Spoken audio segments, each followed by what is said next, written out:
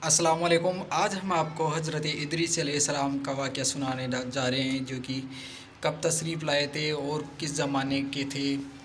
तो आपको इसके बारे में पूरी डिटेल से जानकारी दी जाएगी, आप वीडियो पे बने रहिए। ये उस ज़माने की बात है जब हज़रत सीस अलैहिस्सलाम के बाद काबिल की जो कौम थी वो बहुत ही बदकारी पर उतर गई थी।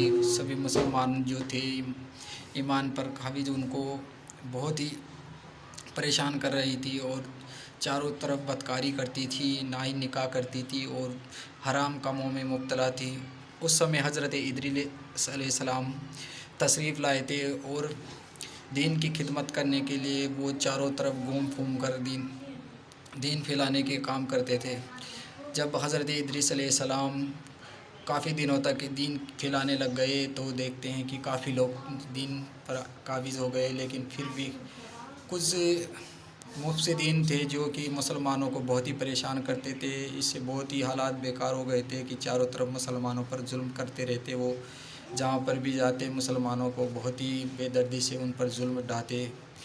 तो हज़रत इदरीस अलैहिस्सलाम ने एक फ़ैसला किया कि अब तो इनसे जिहाद करनी ही होगी। तो हज़रत इदरीस अलैहिस्सलाम ने सभी मुसलमानों को एक जगह इकट्ठा करके उनसे जिहाद के लिए तैयार हो गए। और एक रोज़ का वाक़या था कि उस रोज़ जब जिहाद होनी थी तो सभी लोग मैदान में आ गए।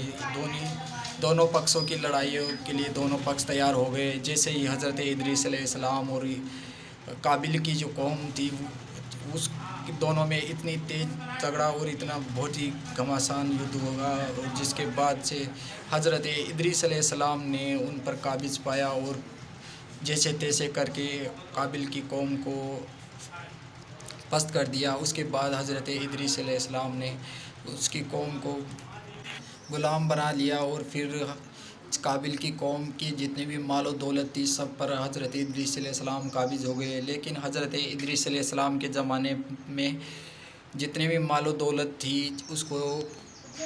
उसको माले गनीमत के तौर पर हलाल नहीं बताया गया था। उस ज़माने में ये हलाल नहीं था। केवल हज़रत इदरीस अलैहिस्सलाम ने दुनिया में सबसे पहले जिहाद की थी, ये उन पर फ़र्ज़ था।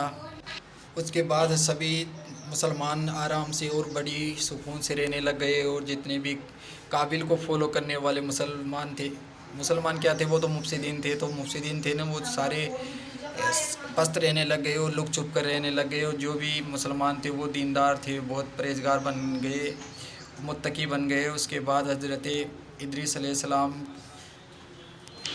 एक बार आराम फरमा रहे थे तो वहाँ पे एक फ़रिश्ता तशरीफ़ लेके आता है। वो फ़रिश्ता हज़रत इदरीस अलैहिस्सलाम का दोस्त फ़रिश्ता था। हज़रत इदरीस अलैहिस्सलाम का दोस्त फ़रिश्ता उनसे मुलाकात करता है और मुबारकबाद देता है। तो हज़रत इदरीस अलैहिस्सलाम भी उनसे मिलते हैं और बहुत खुशी ज़ाहिर करते हैं। फिर हज़रत इदरीस अलैहिस्सलाम उस फ़रिश्ते से ख्वाहिश करते हैं कि मुझे एक बार मौत का मज़ा चखना है। तो वो फ़रिश्ता मौत का फ़रिश्ता होता है जो उसकी रूह कब्ज़ कर लेता है। जैसे ही हज़रत इदरीस अलैहिस्सलाम की रूह कब्ज़ की जाती है फिर से दोबारा डाल दी जाती है। इसके बाद फिर से हज़रत इदरीस अलैहिस्सलाम ख्वाहिश ज़ाहिर करते हैं कि मुझे जन्नत देखना है। तो हज़रत जिब्रील अलैहिस्सलाम फरमाते हैं कि आप मेरे साथ चलिए। जैसे ही वो उनके साथ चलते हैं हज़रत जिब्रील अलैहिस्सलाम उसे जहन्नम के बाहर छोड़ देते हैं। जैसे ही वो जन्नत के दरोगा से मिलते हैं तो वो उनसे इजाज़त लेकर जहन्नम देखने की ख्वाहिश करते हैं और जहन्नम देख कर फिर से घूम फिर कर चारों तरफ घूम कर जहन्नम देख कर वो फिर से वापस आ जाते हैं। इसी तरह वो फिर से हज़रत जिब्रील अलैहिस्सलाम से ख्वाहिश ज़ाहिर करते हैं कि मुझे अब जन्नत देखना है। तो अब हज़रत जिब्रील अलैहिस्सलाम उनको जन्नत की तरफ ले जाते हैं। जो जन्नत के दरोगा थे उनका नाम हज़रत रिजवान था, जो कि वो जन्नत के पहरेदार थे। हज़रत रिजवान उनको वहाँ पे जाने की इजाज़त दे देते हैं। जैसे ही हज़रत इदरीस अलैहिस्सलाम जन्नत में जाते हैं चारों तरफ घूमने लगते हैं। घूम फिर कर काफ़ी वक्त हो जाता है तो जिब्रील अलैहिस्सलाम सोचते हैं कि इतना वक्त कैसे लग गया। काफ़ी देर लगने के बाद हज़रत ادریس علیہ السلام وہاں پر تشریف لے کر آتے ہیں، جیسے ہی حضرت ادریس علیہ السلام وہاں پر تشریف لے کر آتے ہیں تو وہ حضرت جبریل علیہ السلام سے فرماتے ہیں کہ میں اب یہاں سے واپس نہیں جاؤں گا، اور یہ اللہ کا قول ہے کہ جو ایک بار جنت میں آ گیا وہ پھر سے یہاں سے نکالا نہیں جائے گا۔ اور ویسے بھی میں نے جو اللہ نے طریقہ بتایا ہے موت کا اور جنت میں جانے کا وہ سبھی کر لیے ہیں۔ میں نے موت کا مزہ بھی چکھ لیا ہے، جو آپ نے میری روح نکالی اور پھر میرے اندر ڈال دی، اور دوسرا کہ جہنم کے راستے سے فلسرات پر نکلنا ہوتا ہے تو میں نے جہنم بھی گھوم لیے، یعنی میں نے دونوں شرطیں کر لیے پوری، اور اب میں جنت میں ہی رہنا چاہتا ہوں۔ تو حضرت جبریل علیہ السلام سوچتے ہیں کہ یہ کیا واقعہ ہوا کہ یہ تو میں نے سوچا ہی نہیں تھا۔ تو اب اللہ حضرت جبریل علیہ السلام سے فرماتا ہے کہ میرا حبیب، میرا نبی جو چاہتا ہے وہ میری ہی اجازت کے بعد یہ سب کچھ کیا ہے۔